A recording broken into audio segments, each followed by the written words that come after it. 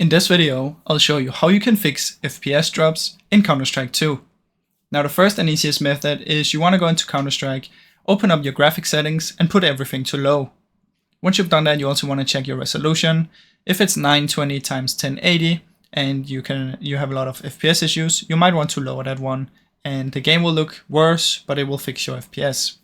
Now if you've already done that and it doesn't work, you can come here and update your driver. So search for Device Manager, Display Adapters, right click and update the driver, and then you want to make sure you have the software for your GPU.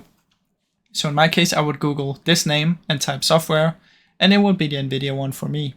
So make sure you download that one, and once you've done that, you want to come here and search for power, go to the power plan, head back to power options, make sure you choose high performance. If you don't see it, try and click here and it might be down here. After you've done that, you want to right click on your desktop and open the NVIDIA control panel.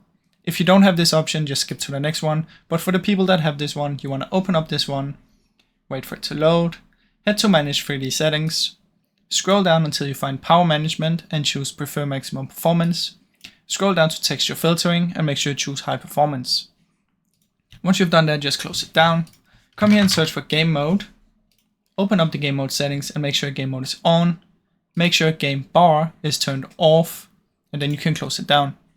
Then you want to right click on Counter-Strike, go to properties, type in these launch options right here. You can just pause the video, dash no vid space dash force no vsync.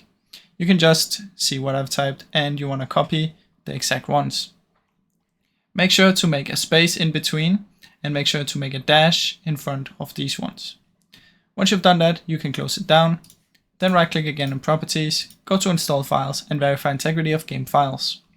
Now after you've done all of this, you want to restart your PC and now it should hopefully function much better. I really hope you enjoyed this video. If you did, please leave a like and subscribe as it helps me out a ton. Thank you so much for watching.